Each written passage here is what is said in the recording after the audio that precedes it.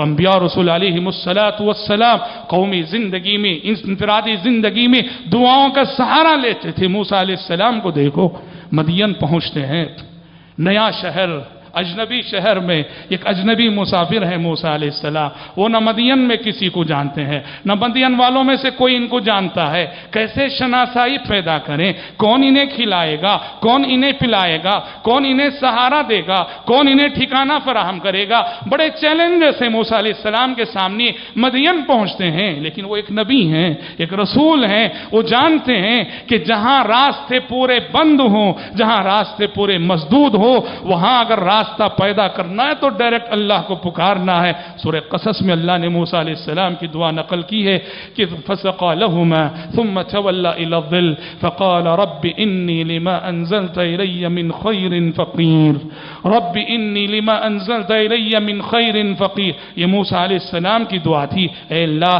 آج جو بھی خیر تو نازل کرے، جو بھی بھلائی تو نازل کرے، آج میں تیرے خیر کا محتاج ہوں، تیری بھلائی کا محتاج ہوں، کہیں سے کوئی راہ پیدا کر دے۔ یہ دعا ہوئی اور ادھر راہیں کھلیں۔ جن بچیوں کے جانوروں کو موسیٰ علیہ السلام نے سیراب کیا تھا، ان بچیوں کے باپ نے ایک بچی کو بھیجا کہ جاؤ اس اجنبی مسافر کو ڈھونڈ لاؤ جس نے کہ ہماری مدد کی، اجنبی ہے، اس کی مہمان نوازی کرنا، اسے سہارا دینا ہمارا فرض بنتا ہے۔ اور وہ بچی آئی، موسیٰ علیہ السلام کو لے گئی۔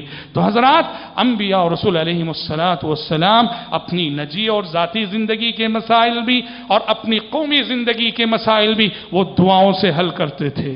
پیارے نبی کی حیات طیبہ اگر آپ مکی زندگی سے پوری مدنی زندگی 23 سال اگر دیکھیں گے، قدم قدم پر دعا ہتھیار کیسے بنتی ہے اور دعا کے ہتھیار کو کیسے چلانا چاہیے، دعا کے ہتھیار کو کیسے یوز کرنا چاہیے، کیسے استعمال کرنا چاہیے، یہ پیارے نبی کی زندگی سکھائے گی۔ کتنے موقعوں پر